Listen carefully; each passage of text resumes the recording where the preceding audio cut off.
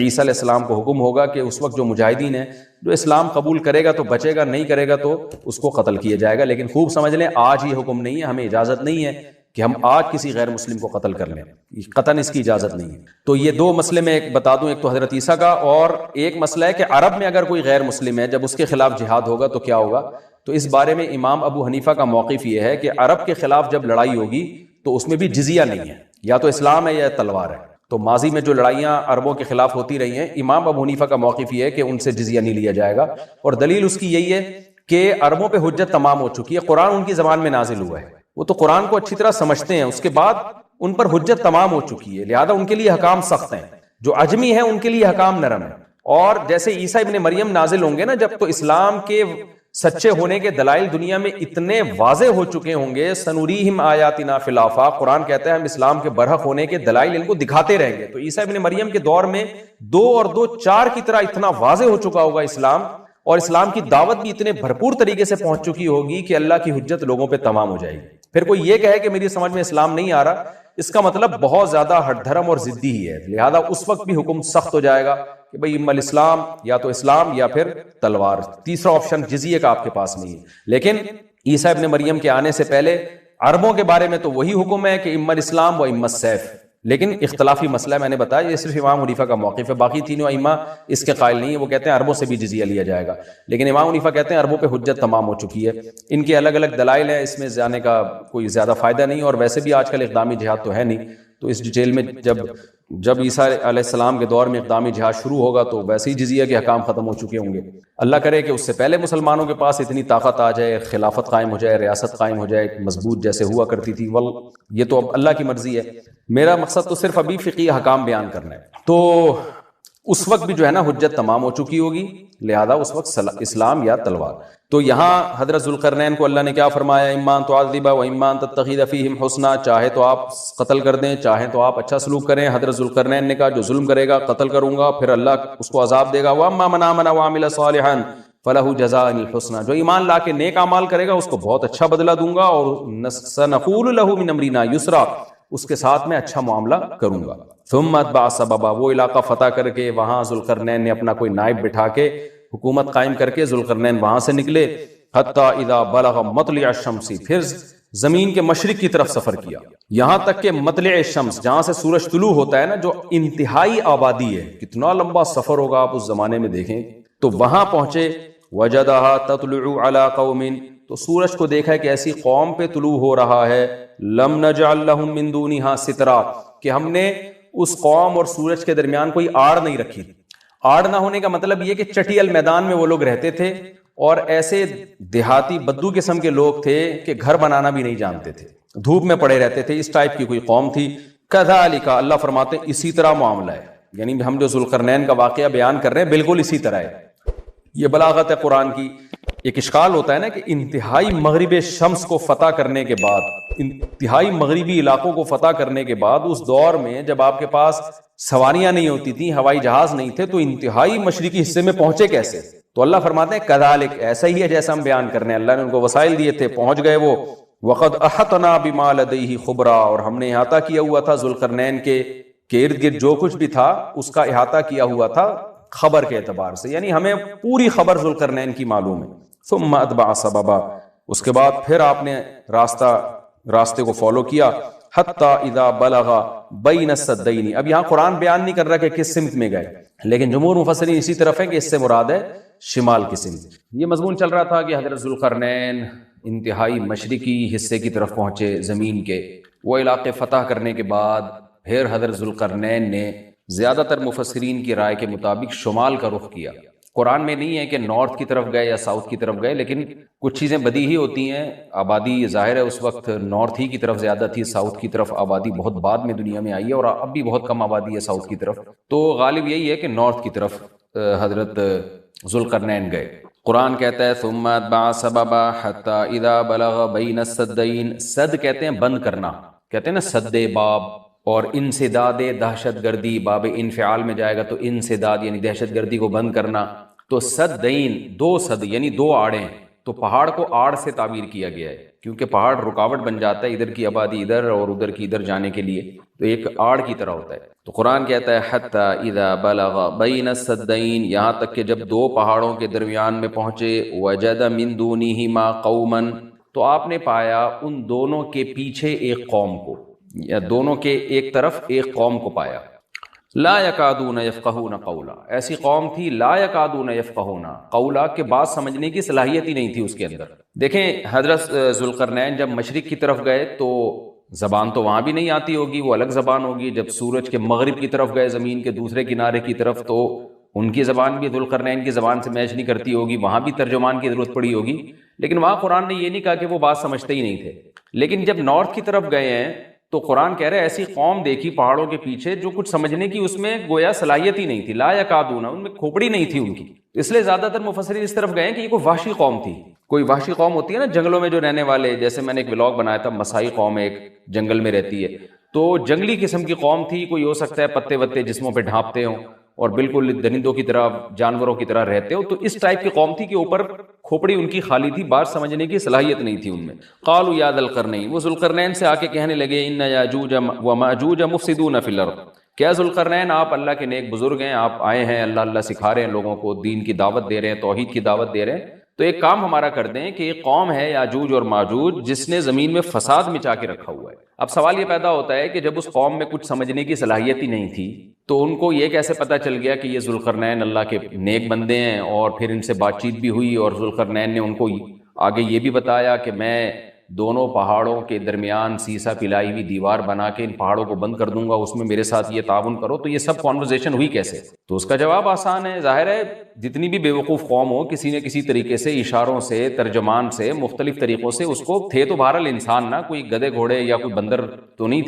تھے انسان۔ تو قرآن کا منشا صرف یہ ہے کہ ان کے ساتھ ذوالقرنین کو سمجھنے اور سمجھانے میں بہت زیادہ پریشانی ہوئی، تو مقصد صرف یہ بتانا ہے کہ بہت ہی کوئی بے وقوف قسم کی قوم تھی۔ تو باقی قرآن پھر جو واقعے کی تکمیل کے لیے پھر بیچ میں بہت ساری چیزوں کو حذف کر دیتا ہے جو غیر ضروری ہوتی ہیں۔ اب عقل مند یہ بات سمجھ جائے گا کہ ذوالقرنین اور ان کے درمیان جو بات چیت ہوئی اس میں حضرت ذوالقرنین کو بہت زیادہ مشکلات پیش آئیں، ان کی بات کو سمجھنے میں بھی اور سمجھانے میں بھی۔ تو آگے پھر قرآن جو ہے نا کہ جو ان کا جو بڑا مقصد تھا وہ بہرحال حاصل ہو گیا، وہ اشاروں سے ہوا ہو، وہ کوئی ترجمان کے ذریعے ہوا ہو یا کسی بھی طرح سے ہوا ہو، تو حضرت ذوالقرنین نے بھی کوئی حل نکالا ہوگا نا کہ اس قوم کی بات کو سمجھنے کی ہم کوشش کریں، ان کو بہرحال دین کی دعوت دی ہوگی۔ تو اس اشکال کا جواب تو یہ ہے، کیونکہ قالو کا مطلب یہاں نہیں ہے کہ آئے انہوں نے ذوالقرنین کی زبان میں بات کرنا شروع کر دی، جو بھی اپنی زبان میں جس طرح سے بھی بات کی، چاہے اشارہ سے کی ہو یا ترجمان کے ذریعے کی ہو۔ دوسری بات یہ ہے کہ انہوں نے حضرت ذوالقرنین کی طاقت کا تو اندازہ لگا لیا تھا کہ یہ اتنے پاورفل ایک لشکر کے ساتھ آئے ہیں اور ان کے پاس اتنا اسلحہ ہے، اتنے گھوڑے ہیں، تو یہ ہنر مند ہیں۔ اور آگے ریکویسٹ انہوں نے اس لیے بھی کی کہ حضرت ذوالقرنین کی بزرگی کا بھی ان کو اندازہ ہو گیا۔ دیکھیے اللہ تعالیٰ نے انسان کی نیچر ایسی بنائی ہے کہ جو نیک لوگ ہوتے ہیں نا ان کی تقوی اور للہیت کا، ان کی بزرگی کا غیر مسلموں پہ بھی اثر پڑتا ہے۔ ہندوستان میں علماء بتاتے ہیں کہ ہندو مسلمان بزرگوں کے پاس آیا کرتے تھے دعا کرانے کے لیے، اب بھی آتے ہیں۔ انڈیا کے بعض علماء نے ہمیں بتایا کہ ہمارے پاس ہندو بھی آتے ہیں اور کہتے ہیں ہمارے لیے دعا کریں اللہ تعالیٰ سے، کیونکہ ایک لاشعوری طور پر انسان کے ذہن میں یہ بات ہوتی ہے کہ بھئی یہ اللہ والا آدمی ہے۔ جیسے یوسف علیہ السلام جب جیل میں تھے تو غیر مسلم یوسف علیہ السلام کے پاس آئے اور کہنے لگے کہ آپ ہمیں خواب کی تعبیر بتائیں۔ اب سوال پیدا ہوتا ہے کہ بھئی وہ تو غیر مسلم تھے اور یوسف علیہ السلام نمازی پرہیزگار تھے، تو غیر مسلموں کو کیسے اندازہ ہو گیا کہ یہ خواب کی تعبیر بتائیں گے؟ اس کا جواب یہی ہے کہ لاشعوری طور پر اللہ نے دلوں میں ایک ہیبت ڈالی ہوتی ہے پرہیزگار لوگوں کی، ایک روب ڈالا ہوا ہوتا ہے اور ایک عظمت ڈالی ہوئی ہوتی ہے۔ تو یوسف علیہ السلام کے پاس آنے والے لوگوں کو یہ بات معلوم تھی کہ یہ عظیم انسان ہے اور یہ ان کو اللہ تعالیٰ وہ باتیں بتا دے گا جو ہمیں نہیں بتاتا، اللہ ان کو خواب کی تعبیر سمجھا دے گا، ہم نہیں سمجھ سکتے۔ تو یہ ایک لاشعور میں انسان کے ہوتی ہے یہ بات۔ اور بھی اس میں بہت ساری مثالیں ہیں لیکن میں پھر وہ ہمارا یہ لیکچر جس کو ہم فوکس کر رہے ہیں وہ رہ جائے گا۔ تو ذوالقرنین کے ساتھ بھی یہی ہوا کہ وہ قوم جنگلی وحشی قسم کی تھی لیکن ان کو طاقت کا بھی اندازہ ہو گیا اور بزرگی کا بھی اندازہ ہو گیا۔ پھر آ کے انہوں نے درخواست کی۔ طرز عمل سے یہ لگتا ہے کہ وہ قوم بھی مسلمان ہو گئی تھی، یعنی بغیر لڑائی کے اور بغیر کسی مناظرے بازی کے ذوالقرنین کا مذہب اس قوم نے بھی قبول کر لیا۔ تو کیا کہنے لگی حضرت ذوالقرنین سے، بھئی آپ ہمارا ایک کام کر دیں، آپ اتنے پاورفل آدمی ہیں، ان یاجوج و ماجوج مفسدون فی الارض، یاجوج ماجوج ایک قوم ہے جس نے زمین میں فساد مچا کے رکھا ہوا ہے، آئے دن قتل و غارت کرتے ہیں وہ اور ہمارے پاس ان سے لڑنے کی طاقت نہیں ہے۔ فَهَلْ نَجْعَلُ لَكَ خَرْجًا، کیا ہم آپ کے لیے خرچ بنا سکتے ہیں؟ کچھ اجرت خرچ کہتے ہیں، خراج کا لفظ آپ نے سنا ہوگا، ٹیکس کو یا اجرت کو، تو ہم آپ کو کمیشن دیں گے اس کا، ہمارے پاس پیسہ بہت ہے، وسائل بہت ہیں، لیکن وہ ٹیکنالوجی ہمارے پاس نہیں ہے جو آپ کے پاس ہے، تو ہم دیکھ رہے ہیں آپ کو اللہ نے ایک بڑی قوت اور طاقت دی ہے، تو پیسہ ہمارے پاس بہت ہے، ہم آپ کو اس کی اجرت دیں گے، آپ نے یہ کرنا ہے کہ علا، اس بات پر ہم آپ کو اجرت دیں گے، تجعل بیننا و بینہم سدا، کہ آپ ہمارے اور ان کے درمیان ایک آڑ بنا دیں، ایک دیوار بنا دیں، کیونکہ بہت بڑی دیوار بنانی پڑے گی اور پہاڑوں کو کہ اس خلا کو ختم کرنا پڑے گا، وہ قوم آ کے ہم پہ حملے کرتی ہے اور ہمارا بہت نقصان کرتی ہے، تو آپ ایک ایسی آڑ بنا دیں جو ہمارے بس میں نہیں ہے۔ قال ما مکنی فیہ ربی خیر، ذوالقرنین نے فرمایا میرے رب نے جو مجھے ٹھکانہ دیا ہے، طاقت دی ہے، وہ بہتر ہے۔ کیا مطلب؟ مجھے تمہاری اجرت کی ضرورت نہیں ہے، میرے پاس بہت وسائل ہیں۔ دیکھیں استغنا بہت بڑی نعمت ہے، سلیمان علیہ السلام کا بھی یہی انداز تھا، جب ملکہ سبا نے ہدیے دے کے بھیجا نا، تو سلیمان علیہ السلام نے بھی یہ فرمایا تھا ما آتانی اللہ خیر مما آتاکم، مجھے جو اللہ نے وسائل دیے ہیں وہ تم سے بہت زیادہ ہیں۔ تو ایسے موقع پہ اس طرح کی بات کرنا یہ تکبر نہیں کہلاتا، بلکہ یہ عین شکر ہے کہ بھائی میں کیوں کسی سے مانگوں۔ آپ نے بعض دفعہ مالداروں کو دیکھا ہوگا، بھی یہ جملہ کہتے ہیں بھائی ہم کسی کے محتاج نہیں، تو اس جملے میں اگر اللہ کے شکر کی نیت ہے تو یہ اچھا جملہ ہے، اور اگر نیت ہے دوسرے کو نیچا دکھانا پھر یہ تکبر ہے۔ تو بعض وہمی لوگ کیا کرتے ہیں، کوئی بھی اس طرح کا جملہ زبان سے نکال دے تو فوراً اس پہ تکبر کا فتویٰ ٹھوک دیتے ہیں، یہ ٹھیک نہیں ہے۔ تو اس طرح کے جملے پیغمبروں سے بھی ثابت ہیں تو اور اہل اللہ سے بھی ثابت ہیں۔ حضرت ذوالقرنین نے فرمایا بھائی پیسوں کی مجھے ضرورت نہیں ہے، ما مکنی فیہ ربی، میرے رب نے جو مجھے وسائل دیے ہیں، خیر، وہ بہت بہتر ہے، تم کیا دو گے مجھے، کتنے پیسے دے دو گے؟ ہاں مجھے افرادی قوت کی ضرورت ہے، کیونکہ اتنے بھاری بھرکم پتھر اٹھا کے پہاڑوں پہ لے کے جانا، لوہے کی پلیٹیں لے کے جانا، اس کے لیے افراد چاہیے، مزدور چاہیے، لیبر چاہیے۔ فَأَعِینُونِی بِقُوَّةٍ، تم مجھے میری مدد کرو قوت کے ساتھ، قوت چاہیے مجھے، پاور چاہیے، افرادی قوت چاہیے، یہاں قوت سے مراد ہے وسائل چاہیے، لیبر چاہیے، مزدور چاہیے۔ تو اجعل بینکم و بینہم ردما، میں تمہارے اور ان کے درمیان آڑ بنا دوں گا، دیوار بنا دوں گا۔ آتونی زبر الحدید، وہ قوت یہ چاہیے کہ دو تم مجھے لوہے کی پلیٹیں، یعنی اوپر چڑھانے میں میری مدد کرو ان کی۔ تو وہ افراد چاہیے ہمیں بہت بڑی تعداد میں جو لوہے کی پلیٹوں کو لے کے پہاڑوں کے اوپر چڑھیں، اور کوئی بھی اس وقت جو بھی طریقہ انہوں نے اختیار کیا ہوگا، ان پلیٹوں کو ہم دونوں پہاڑوں کے بیچ میں رکھیں گے، حتی اذا ساوا بین الصدفین، یہاں تک کہ جب دونوں کنار، صدف کہتے ہیں پہاڑ کے کنارہ، دونوں کناروں کے درمیان ان لوہے کی پلیٹوں کو۔ اچھا یہاں بھی اندماج ہے، صنعت اندماج کا مطلب بہت سے واقعات قرآن بیچ میں حذف کر رہا ہے، تو ایسا ہی نہیں ہے کہ بنی بنائی پلیٹیں، انہوں نے کوئی اسٹیل مل تھی اور وہ پلیٹیں پہلے سے تیار رکھی ہوئی تھیں۔ ظاہر ہے ذوالقرنین نے کیا کیا، لوہا جمع کیا پہلے، حضرت ذوالقرنین نے، کس قدر محنت لگی ہوگی، پہاڑوں کے درمیان بہت زیادہ لوہا چاہیے، تو کہاں کہاں سے پتہ نہیں کتنے مہینے کا یہ پروسیس ہوگا، کتنے سال اس پروجیکٹ میں لگے ہوں گے، کہاں کہاں سے لوہا جمع کیا ہوگا، ہو سکتا ہے زمین میں کھدائی کا کام شروع کیا ہو پہلے، کہ زمین سے لوہا نکالیں ہم، پھر اس لوہے کو گرم کر کے اس کو بھٹیوں میں گرم کر کے کیسے پلیٹوں کی شکل میں تبدیل کیا ہوگا، تو یہ کوئی آسان کام نہیں ہے، لیکن قرآن نے اس پورے واقعے کو حذف کر دیا اور مختصراً بیان کیا۔ آتونی زبر الحدید، جو لوہے کی پلیٹیں ہم نے تیار کی ہیں وہ لا کے دو، حتی اذا ساوا بین الصدفین، جب ان پلیٹوں کو دونوں پہاڑوں کے بیچ میں ایسے ایسے نصب کرنا شروع کر دیا، ایک پلیٹ آئے، پھر دوسری پلیٹ، پھر تیسری پلیٹ، یعنی اگر ایسے کر کے پلیٹ لگاتے تو یہ تو پلیٹ تو بہت ہلکی ہوتی، یاجوج ماجوج اس میں سوراخ کر دیتے یا کچھ بھی اس کو توڑ دیتے یا جلا دیتے، پگھلا دیتے بھٹی کے ذریعے، کچھ بھی کر سکتے تھے، تو پلیٹوں کو ایسے کر کے رکھا گیا کہ چوڑائی میں جو ہے وہ دیوار بنے۔ قال انفخوا، تو ذوالقرنین نے کہا اب ان میں آگ بھڑکاؤ، انفخوا کا مطلب پھونک مارنا ہے، لیکن یہاں پھونک سے بھٹی کی جو گرم کرنے کے لیے جو ہوا ڈالی جاتی ہے نا، جو جیسے آپ نے دیکھا ہوگا نا پرانے زمانے میں خواتین جو تھیں، وہ بوڑھی مائیں کیا کرتی تھیں، دادیاں، وہ ایک پائپ لے کے نا کوئلوں میں پھونک مارتی تھیں، اس سے کیا ہوتا ہے وہ ٹیمپریچر بڑھتا ہے۔ آج بھی میں نے گاؤں دیہاتوں میں دیکھا ہے بھٹیوں میں کہ وہ ہوا کا پریشر بنانے کے لیے انہوں نے کچھ دیسی قسم کی مشینیں لگائی ہوئی ہوتی ہیں۔ ایک صاحب کو میں نے دیکھا کہ سائیکل کا پہیے پہ پتہ نہیں کون سی مشین لگائی ہوئی ہے، اس سائیکل گھمائے جا رہے ہیں، ادھر سے ہوا نکل رہی ہے اور وہ لوہا پگھلنا شروع ہو گیا۔ تو بھٹی میں جو پہلے زمانے میں ٹیمپریچر بڑھایا جاتا تھا وہ ہوا کا پریشر بڑھا کے ہی بڑھایا جاتا تھا، یا ہو سکتا ہے کوئی گیس ہو جس کا پریشر بڑھانے کو انفخو سے تعبیر کیا جا رہا ہے، حتیٰ اذا جعلہ نارن، یہاں تک کہ جب ان پلیٹوں کو بہت زیادہ گرم کر دیا اور آگ کی طرح، وہ پلیٹیں بیچ میں نصب کر کے نا آگ کی طرح پگھلنے لگیں، پانی کی طرح وہ پگھلنے لگیں، تو قال آتونی افرغ علیہ قطرہ، جب وہ گرم ہو گئی نا بہت زیادہ، تو پہلے سے تانبا پگھلا کے رکھا ہوا تھا۔ یہاں بھی وہی تفصیل ہے کہ حضرت ذوالقرنین نے جو اتنا زیادہ تانبا پگھلا کے پہلے سے بالکل وہ پانی کی طرح تانبا پگھلایا ہوا تھا۔ میں نے دیکھا ہے جو کاپر ہے پگھلتا ہوا بھٹیوں میں، مجھے تو ایسی چیزیں دیکھنے کا بڑا شوق ہے، تو وہ اتنا زیادہ اس کا ٹیمپریچر ہوتا ہے نا کہ ایسا لگتا ہے جیسے جہنم کی آگ ہے، اللہ ہم سب کو محفوظ رکھے۔ تو میں کبھی کبھار جب یہ آیت پڑھتا ہوں تو میں سوچتا ہوں کہ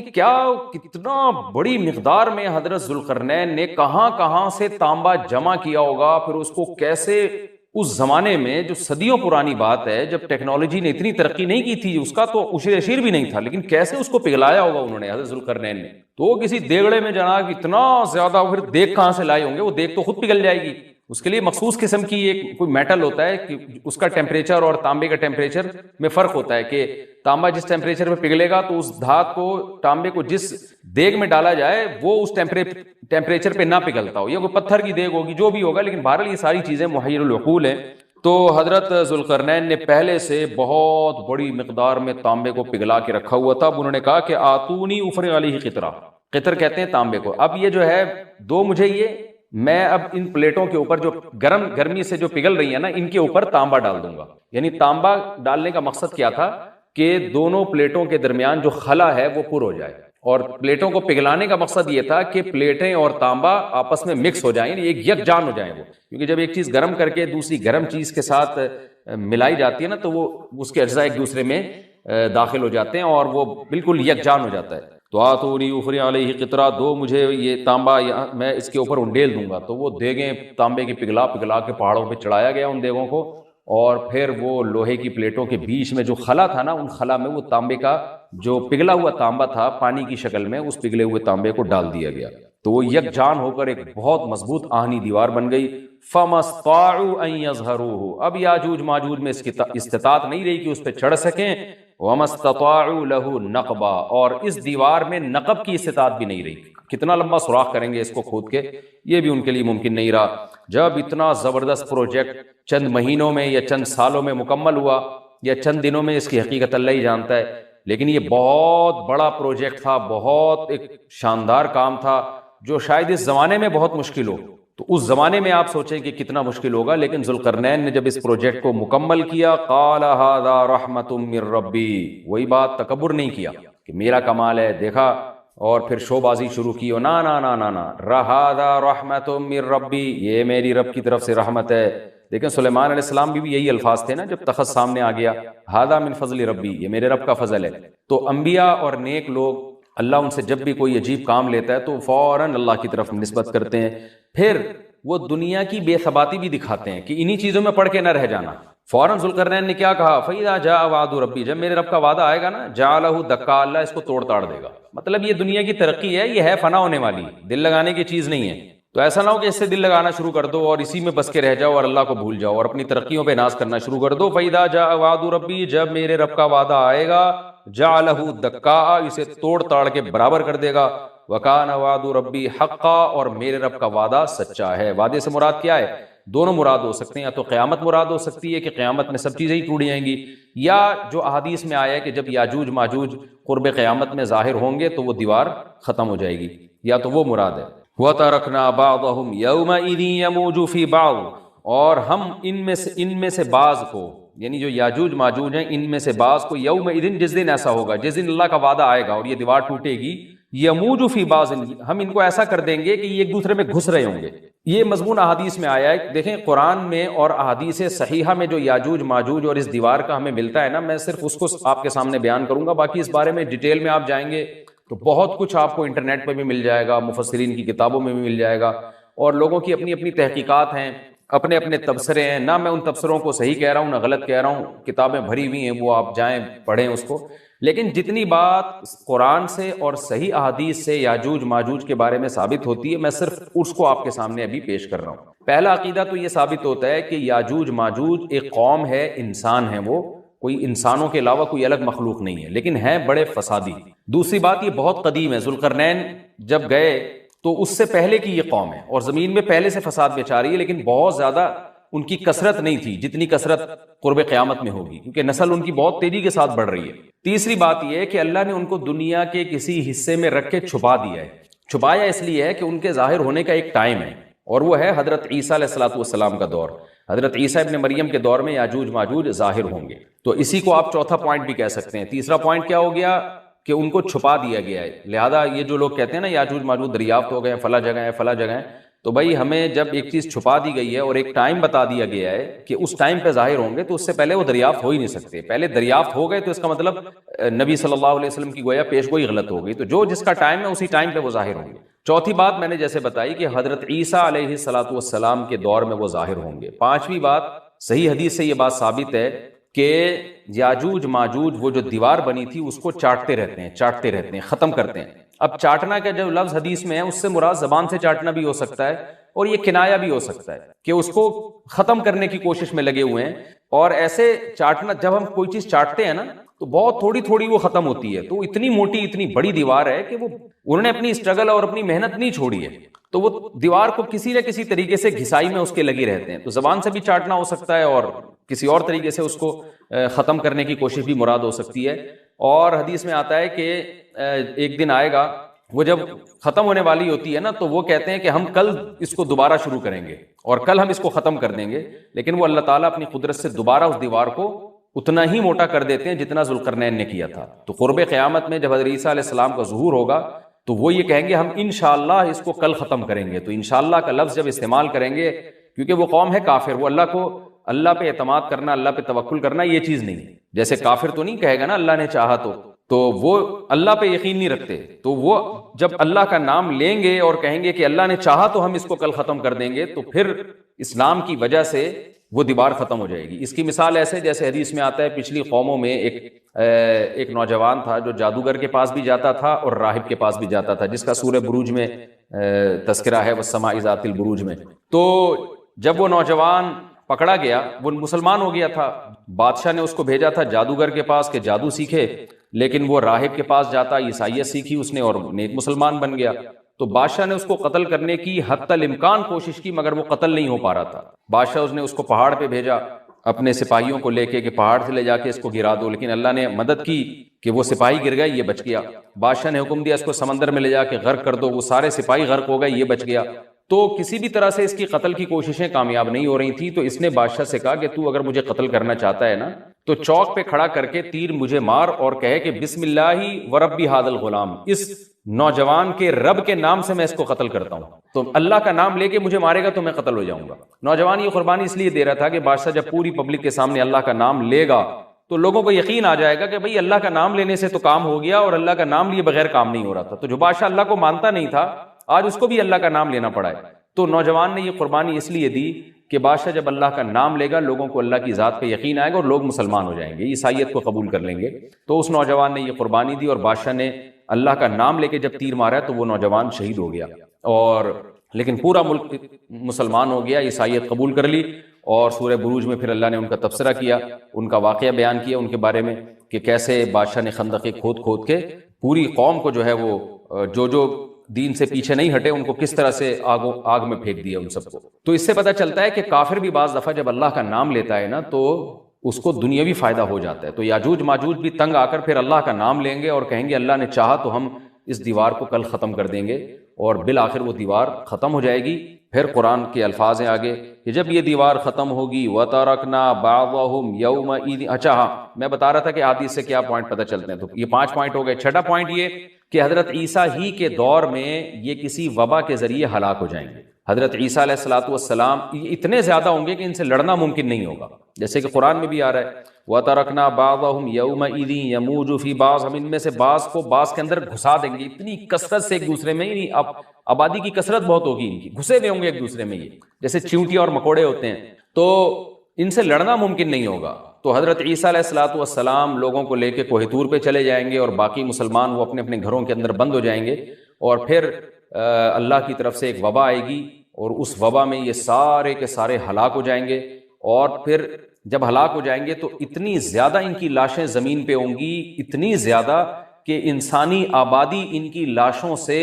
متعفن ہونا اور بیمار ہونا شروع ہو جائے گی، ان کی لاشوں سے بدبو اٹھے گی، اور ظاہر ہے انسان ہوں گے یہ، تو اس کی وجہ سے جو زمین کا ماحول خراب ہوگا، پھر حضرت عیسیٰ علیہ الصلوۃ والسلام اللہ سے دعا مانگیں گے کہ اللہ تعالیٰ ان کو کسی طرح ٹھکانے لگائے، کوئی انتظام کرے۔ پھر حدیث میں آتا ہے بارشیں ہوں گی اور سیلاب آئیں گے اور ان کی لاشیں بہہ بہہ کے پانیوں میں جا کے، سمندروں میں جا کے ختم ہو جائیں گی، اللہ تعالیٰ ان کو اس طرح سے ٹھکانے لگائے گا۔ تو یہ یہاں تک جتنے بھی مضامین ہیں یہ صحیح احادیث سے ثابت ہیں۔ تو قرآن کہتا ہے وَتَرَكْنَا بَعْضَهُمْ يَوْمَئِذٍ يَمُوجُ فِي بَعْضٍ، ہم ان میں سے بعض کو بعض میں چھوڑ دیں گے، بہت کثرت ہوگی۔ وَنُفِخَ فِي الصُّورِ، اور پھر سور پھونکا جائے گا۔ قرآن میں تو یہ کہ سور پھونکا جائے گا ایسے لگ رہا ہے جیسے فوراً پھونکا جائے گا، مگر احادیث میں تفسیر ہے کہ فوراً نہیں پھونکا جائے گا۔ یاجوج ماجوج قیامت کی نشانیوں میں سے ایک بہت بڑی نشانی ہوگی، یعنی یہ اس بات کی علامت ہوگی کہ اب قیامت بہت قریب ہے۔ تو حضرت عیسیٰ ابن مریم علیہ السلام جب نازل ہوں گے، میں تھوڑی سی ترتیب بیان کر دیتا ہوں کہ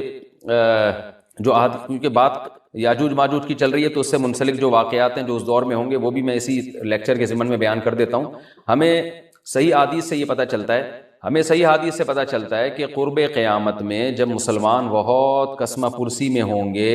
تو خراسان سے لشکر اٹھے گا۔ خراسان یہ افغانستان اور ایران کا حصہ، اس علاقے کو نبی صلی اللہ علیہ وسلم کے دور میں خراسان کہا جاتا ہے، جس میں قندھار بھی آتا ہے، ایران کا بھی حصہ آتا ہے اس میں۔ تو یہاں سے لشکر اٹھے گا، مجاہدین لڑیں گے بہت بڑی تعداد میں، دنیا میں جہاد ہوگا، مسلمان ظلم کی چکی میں پس کے تنگ آ چکے ہوں گے، اور لڑتے لڑتے حدیث میں آتا ہے اتنی بڑی بڑی لڑائیاں ہوں گی کہ 1/3 مسلمان شہید ہو جائیں گے اس میں، 1/3 مجاہدین جو لڑنے والے ہوں گے، اور 1/3 جو ہوں گے وہ میدان جنگ سے بھاگ جائیں گے، اور 1/3 کو اللہ فتح عطا فرمائے گا۔ تو جو 1/3 میدان جنگ سے بھاگ جائیں گے، نبی صلی اللہ علیہ وسلم نے فرمایا ان کی توبہ کبھی قبول نہیں ہوگی۔ جو 1/3 شہید ہو جائیں گے وہ افضل ترین شہداء ہوں گے اس وقت کے، اور 1/3 کو اللہ تعالیٰ غلبہ عطا فرمائیں گے۔ ایک واقعہ تو ہمیں قرب قیامت میں نبی صلی اللہ علیہ وسلم سے یہ ملتا ہے صحیح حدیث سے۔ دوسرا ہمیں یہ ملتا ہے کہ قرب قیامت ہی میں مسلمان قسمہ پرسی کا شکار ہوں گے، تو تلاش کریں گے حضرت مہدی کو، کیونکہ حضرت مہدی وہ شخصیت ہیں جن پہ تمام نیک لوگ جمع ہو جائیں گے اور وہ مسلمانوں کی میدان جنگ میں کمانڈ کریں گے، جہاد میں کمانڈ کریں گے۔ تو ان کو بیت اللہ میں تلاش کیا جائے گا، وہ رسول اللہ صلی اللہ علیہ وسلم کی اولاد میں ہوں گے، اور لوگ ان کو پہچان لیں گے، اہل اللہ پہچان کر ان کو اپنا امیر بنائیں گے، اور ان کی قیادت میں پھر لڑائی اور جہاد شروع ہوگا۔ اور یہ لڑائی جب دمشق میں لڑائی ہو رہی ہوگی تو دمشق میں عصر کی نماز کے وقت حضرت مہدی، میں نے جو یہ کہا کہ دمشق میں لڑائی ہو رہی ہوگی، مقصد یہ نہیں ہے کہ دمشق کوئی میدان جنگ بنا ہوا ہوگا، مقصد یہ ہے کہ وہ مجاہدین کا لشکر دمشق میں ہوگا عصر کی نماز کے وقت، لڑائی چاہے کسی اور میدان میں ہو رہی ہو، لیکن حدیث میں ہمیں دمشق کا تذکرہ ملتا ہے۔ تو دمشق میں حضرت شام کا تذکرہ ملتا ہے، اور جو قرائن ہمیں ملتے ہیں وہ دمشق کی ایک خاص مسجد ہے، وہ مسجد حضرت مفتی تقی عثمانی صاحب اور مفتی رفیع عثمانی صاحب نے اس کو ہائی لائٹ بھی کیا، لیکن وہ یقینی نہیں ہے، یہ خوب سمجھیں، انہوں نے اس کا بھی تبصرہ کیا کہ اس کے بارے میں کوئی یقین نہیں ہے۔ تو حضرت مہدی عصر کی نماز پڑھا رہے ہوں گے، لوگ امامت میں آپ کے پیچھے کھڑے ہوں گے، یہاں تک کہ مسجد کے مینار پر، آج بھی وہ مینار موجود ہے جس کے بارے میں غالب گمان ہے کہ یہ وہ مینار ہے جہاں حضرت عیسیٰ علیہ السلام نازل ہوں گے، غالب گمان کے درجے میں کہا جا سکتا ہے، ورنہ پھر اسی کے اڑوس پڑوس میں کوئی مسجد ہوگی۔ میرا اگر شام جانا ہوا تو انشاءاللہ میں ارادہ ہے کہ میں ولاگ میں اس مسجد کا بھی تذکرہ کروں گا، اس جگہ کا بھی تذکرہ کروں گا، لیکن میں پہلے یہ بات بتا دوں کہ وہ 100% یقینی نہیں ہے، ایسا نہ ہو کہ اس مسجد کے مینار پہ چڑھ کے لوگ جو ہے وہ اس کے کوئی مینار کو ہی چاٹنا شروع کر دیں تبرک کے طور پہ۔ تو عصر کی نماز کا ٹائم ہوگا، حضرت عیسیٰ ابن مریم علیہ الصلوۃ والسلام فرشتوں کے کندھوں پہ ہاتھ رکھ کے نیچے اتریں گے نماز کے ٹائم پہ، یعنی آسمان سے مینار تک آئیں گے، اور پھر مینار سے آپ کے لیے سیڑھیاں لگائی جائیں گی، سیڑھیوں کے ذریعے مینار سے نیچے اتریں گے اور لوگ ان کو پہچان لیں گے۔ حضرت مہدی ان کو امامت کے لیے آگے کریں گے کہ آپ اللہ کے ایک پیغمبر ہیں، آپ نماز پڑھائیے، حضرت عیسیٰ علیہ السلام انہی کو آگے رکھیں گے، اور اس طرح کا مفہوم ہے حدیث میں کہ اللہ نے اس کام کے لیے آپ کو ہی منتخب کیا۔ کیا مطلب ہے؟ امامت اس امت کا حق ہے۔ تو حضرت عیسیٰ ابن مریم علیہ الصلوۃ والسلام کا جو کام ہوگا وہ جہاد ہے، اور یہودیوں سے انتقام لینا، کیونکہ یہودیوں نے اپنے خیال میں حضرت عیسیٰ کو قتل کیا تھا، تو اللہ نے یہودیت ہی کے خاتمے کے لیے اور دجال کے خاتمے کے لیے عیسیٰ ابن مریم کو نازل کیا ہے۔ حضرت مہدی سے پہلے ہی دجال ظاہر ہو چکا ہوگا۔ دجال کے بارے میں حدیث میں آتا ہے کہ ہر پیغمبر نے اپنی امت کو دجال کے فتنے سے ڈرایا ہے۔ اچھا، یہ دجال ایک ایسی شخصیت ہے جس کا یہودی انتظار ہم سے زیادہ کر رہے ہیں، کیونکہ یہودی اس کو اپنے لیے نجات دہندہ سمجھتے ہیں، جبکہ حدیث میں آتا ہے کہ دجال کانا ہوگا اور اس کا خدائی کا دعویٰ ہوگا، اس کے پاس کچھ ایسی طاقتیں ہوں گی کہ مردے کو زندہ کر دے، زندہ کو مار دے، ایک طرف اس کے باغ ہوگا، ایک طرف اس کے آگ ہوگی، جو اس پر ایمان لائے گا اس کو باغ میں داخل کرے گا، اور جو اس پر ایمان نہیں لائے گا اس کو آگ میں داخل کرے گا۔ اور رسول اللہ صلی اللہ علیہ وسلم نے فرمایا اس کی جو آگ ہے حقیقت میں وہ جنت کا باغ ہوگا، اور اس کا جو باغ ہے حقیقت میں وہ جہنم کی آگ ہوگی۔ تو جو نبی کی باتوں پہ یقین کرتے ہیں وہ دجال کے فتنے سے محفوظ رہیں گے۔ اور حدیث میں سورہ کہف کی بھی تلاوت کا حکم ہے، جمعے کے دن جو کہف کی تلاوت کرتا ہے اللہ اس کو دجال کے فتنے سے محفوظ رکھتا ہے۔ اب آپ دیکھیں یہ سورہ کہف میں ہی قیامت کی علامات کا تذکرہ ہے نا، تو شاید اسی وجہ سے کیونکہ جو سورہ کہف پڑھتا رہے گا وہ یاجوج ماجوج کے واقعات بھی پڑھتا رہے گا اور اللہ کی قدرت کے واقعات بھی پڑھتا رہے گا، تو دجال کے فتنے سے اللہ اس کو اس برکت سے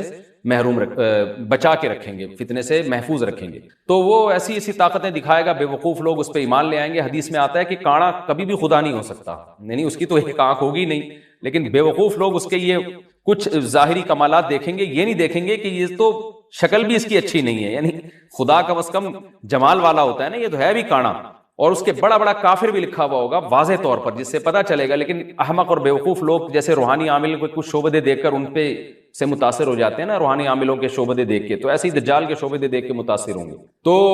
بہت لوگوں کو، خلقت کو، بہت بڑی امت کو گمراہ کرے گا دجال، اہل اللہ کو اللہ تعالیٰ اس کے فتنے سے محفوظ رکھے گا۔ پھر حضرت عیسیٰ ابن مریم جب نازل ہوں گے تو وہ دجال کو قتل کریں گے۔ حدیث میں آتا ہے کہ نیزے کے ذریعے گھوڑے پہ بیٹھ کے قتل کریں گے۔ علماء نے اس حدیث کا دو مطلب بیان کیے ہیں کہ یا تو اس کا مطلب یہی ہے کہ واقعی گھوڑے پہ بیٹھیں گے، نیزہ استعمال کریں گے، اور زمین جو ہے وہ اتنی پہلے اس سے جنگیں ہو چکی ہوں گی کہ لوگ دوبارہ تلواروں گھوڑوں کی طرف آ جائیں گے۔ اس بات کا امکان ہے، ہر ملک ایٹمی طاقت بن چکا ہے، تو اگر یہ ایٹم بم سارے ملک آپس میں چلا دیں تو ہم دوبارہ گدے گھوڑوں والی زندگی پر آ جائیں گے، ٹیکنالوجی ساری تباہ برباد ہو جائے گی، انسان کی ترقی۔ تو اس بات کا بھی امکان ہے کہ کوئی اس سے پہلے ہو سکتا ہے کوئی ایسی جنگ عظیم ہو کہ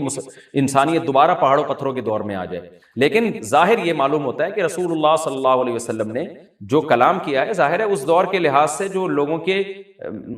جہاں تک جو لوگوں کی مینٹل اپروچ ہے وہاں تک، تو نبی صلی اللہ علیہ وسلم میزائل یا اور ٹینکوں کا تذکرہ کرتے تو کیا سمجھ میں آتا؟ تو گھوڑے سے مراد ہے جو اس زمانے کا گھوڑا ہوگا، اور نیزے سے مراد ہے اس زمانے کا جو اسلحہ ہوگا، کیونکہ نیزہ نبی کے دور کا ایک مناسب اسلحہ تھا اور گھوڑا نبی کے دور کی میدان جنگ کی ایک مناسب سواری تھی۔ تو اس سے یہ بھی پتہ چلتا ہے کہ ہو سکتا ہے عیسیٰ ابن مریم نیزے کے بجائے کلاشنکوف کا استعمال کر لیں، تو یعنی وہ نیزہ جو ہے وہ اس کلاشنکوف کی یا جو بھی اسلحہ اس وقت حضرت عیسیٰ ابن مریم استعمال کریں گے اس کی ایک تعبیر ہے، تو اس کا بھی پورا امکان ہے۔ تو ہمیں بہرحال اتنا ایمان ہمارے لیے ضروری ہے کہ دجال کو قتل کرنے والی جو ذات ہے، جو شخصیت ہے، وہ عیسیٰ ابن مریم علیہ الصلوۃ والسلام ہے۔ تو حضرت عیسیٰ کے ذریعے اللہ تعالیٰ دجال کو قتل کریں گے، اور حضرت عیسیٰ کی قیادت میں زبردست جہاد ہوگا۔ حدیث میں آتا ہے کہ عیسیٰ ابن مریم اس دنیا کو امن سے بھر دیں گے، اتنا امن ہو جائے گا اور اتنی مالی فراوانی ہوگی، اتنی مالی، کیونکہ دنیا میں مال بہت ہے، ڈسٹریبیوشن صحیح نہیں ہے، جو تقسیم ہے نا مال کی وہ ظالمانہ ہے، جس کی وجہ سے غریب سے غریب تر ہے، امیر سے امیر تر ہے۔ حضرت عیسیٰ ابن مریم ایسا نظام قائم کریں گے کہ جس سے مال کی صحیح تقسیم ہو، اور لوگ اٹھیں گے زکوٰۃ کا مستحق تلاش کریں گے اور لوگوں کو زکوٰۃ کا مستحق نظر نہیں آئے گا، غریب تلاش کرنا مشکل ہو جائے گا۔ یعنی ایک آدمی، حدیث کا مفہوم ہے کہ زکوٰۃ لے کے گھومتا رہے گا اور اس کو کوئی غریب نہیں ملے گا، اتنی مالی فراوانی ہو جائے گی۔ پھر ترمذی کی روایت میں آتا ہے کہ اللہ کی طرف سے برکتیں ایسی نازل ہوں گی کہ بڑے بڑے انار پیدا ہوں گے، بڑے بڑے انگور پیدا ہوں گے، زمین اپنی برکتیں کھول دے گی، اور حضرت عیسیٰ علیہ السلام خنزیر کو بھی دنیا سے ختم کر دیں گے، خنزیر کی نسل کو ختم کر دیا جائے گا، وَيَضَعُ الْجِزْيَةَ، اور جزیہ کا نظام ختم، اما الاسلام و اما السیف، یا تو تلوار یا اسلام، اس کے علاوہ نہیں۔ تو نبی صلی اللہ علیہ وسلم کو اللہ نے جس مقصد کے لیے دنیا میں بھیجا تھا، اس مقصد کی جو تکمیل ہے وہ عیسیٰ ابن مریم کے ذریعے۔ باقی اس میں حکمتیں کیا ہیں اس پر میرے الگ سے بیانات موجود ہیں کہ اللہ نے حضرت عیسیٰ ابن مریم کا انتخاب کیوں کیا اس کام کی تکمیل کے لیے، اسی امت میں کوئی کیوں منتخب نہیں کر لیا، یا یہ کہ پیغمبر صلی اللہ علیہ وسلم ہی کے ذریعے پوری دنیا میں اسلام کو غالب کر دیا جاتا، اس میں کیا حکمتیں ہیں، اس پر میرے الگ سے بیانات موجود ہیں۔ ابھی تو میں کوشش کرتا ہوں کہ تفسیر سے میں جو ٹو دا پوائنٹ بات ہے اس سے یہاں اس لیکچر میں نہ ہٹوں۔ تو اسی وقت حضرت عیسیٰ ابن مریم اس کو یاجوج ماجوج کو قتل کریں گے اور دنیا انصاف سے بھر جائے گی، اور اللہ تعالیٰ نے جو پیغمبروں کو دنیا میں بھیجا تھا اس کا مقصد کیفیت اور کمیت دونوں لحاظ سے حاصل ہو جائے گا۔ اس کے بعد پھر آہستہ آہستہ دنیا میں زوال شروع ہوگا، اور پھر جب پوری دنیا کے لوگ زوال کا شکار ہوتے ہوتے کفر کی طرف جائیں گے، گناہوں کی طرف، اور حدیث میں آتا ہے جب تک ایک شخص بھی اللہ کا نام لینے والا ہوگا اس دنیا پر قیامت نہیں آئے گی، یہاں تک کہ آخری شخص جب دنیا سے اٹھے گا جو اللہ کا نام لیا کرتا تھا، تو اس کے بعد اللہ تعالیٰ سور پھونکیں گے، جبریل کو حکم دیں گے سور پھونکنے کا، اور اس دنیا کو تباہ و برباد کر دیا جائے گا۔ تو آگے قرآن کہتا ہے وَنُفِخَ فِي الصُّورِ، اور پھر سور میں پھونکا جائے گا، فَجَمَعْنَاهُمْ جَمْعًا، پھر ہم ان تمام انسانوں کو جمع کر دیں گے، وَعَرَضْنَا جَهَنَّمَ يَوْمَئِذٍ لِّلْكَافِرِينَ عَرْضًا، اور قیامت کے دن ہم جہنم کو یومئذ، جس دن ایسا ہوگا یعنی جس دن سور پھونکا جائے گا، یہ دوسرا سور مراد ہے، للکافرین عرضا، کافروں کے سامنے پیش کر دیں گے، الذین کانت اعینہم فی غطاء عن ذکری، یہ وہ لوگ ہیں جن کی آنکھیں میری یاد سے پردے میں پڑی ہوئی تھی، یعنی میری یاد کی چیزیں ان کو نظر ہی نہیں آتی تھیں، غفلت میں پڑی ہوئی تھی جن کی آنکھیں، وَكَانُوا لَا يَسْتَطِيعُونَ السَّمْعَ، اور یہ سننے کی صلاحیت بھی نہیں رکھتے تھے، نہ حق بات سنتے تھے نہ حق دیکھتے تھے، بس اپنے خواہشات کی جو چیزیں ہیں وہ ان کو اچھی لگتی تھیں اور وہی ان کو سمجھ میں آتی تھیں۔ تو یہ ہمارا رکوع الحمدللہ کمپلیٹ ہو گیا۔ اس رکوع میں ہمیں بہت سارے اسباق ملتے ہیں، میں نمبر وار اس کو مختصراً بیان کر دیتا ہوں۔